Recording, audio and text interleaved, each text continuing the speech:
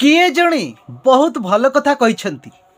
आमे जदि कहा विषय रे भल चिंता करि पारु नाही ताले ता विषय रे केबे भी खराब चिंता करंतु नाही। काहे कि ना ए दुनिया कमजोर होई थाई पारे किंतु ए दुनिया बनाइबा वाला केबे भी कमजोर नुहे। एमती गोटे छोट घटनाटे घटीथिला। जड़े व्यक्ति स्कूटर धरी ऑफिस जाउथांती।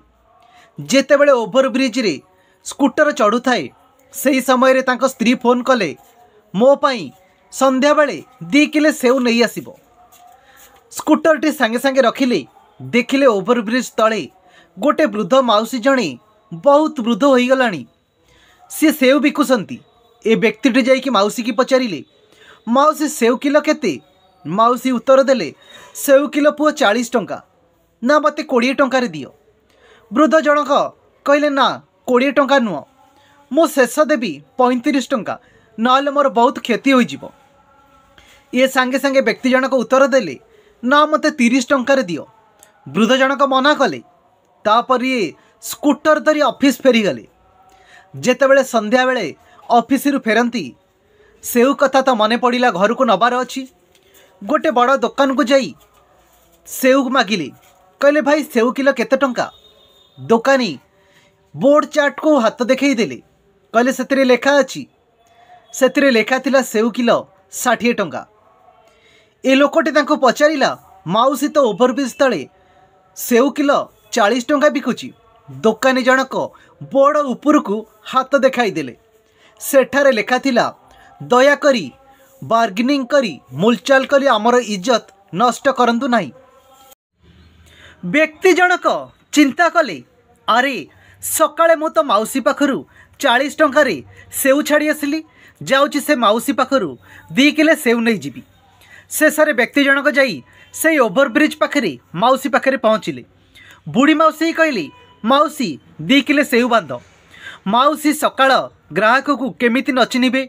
सकाळु तो ग्राहक फेरिकी जाइसंती।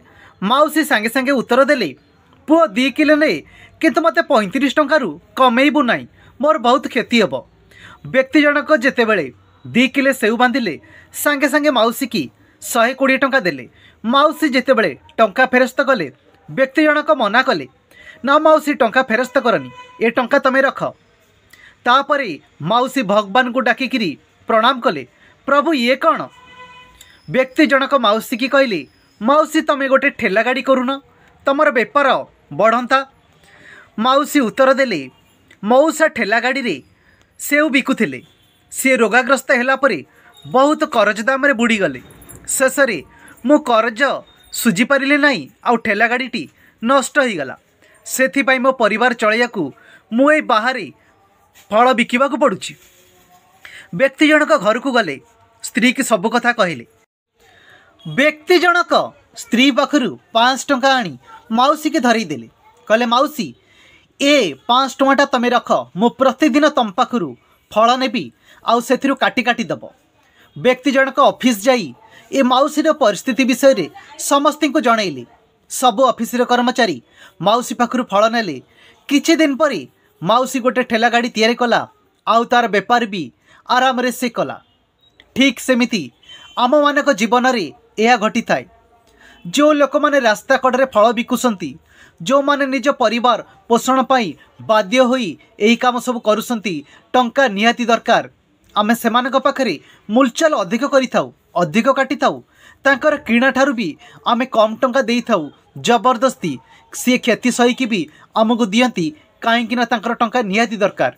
आमे बड़ बड़ शॉपिंग मॉल वाले कि बड़ बड़ दुकान गले आमे केबे भी टंकाटे काटी न थाउ काहेकि ना तांका दर लेखा होई थाए फिक्स रेट। दयाकरी मूलचाल कर।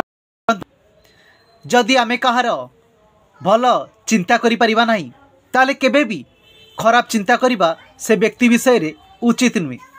ए दुनिया कमजोर होई पारे किंतु ए दुनिया बनैबा वाला केबे भी कमजोर नुहे।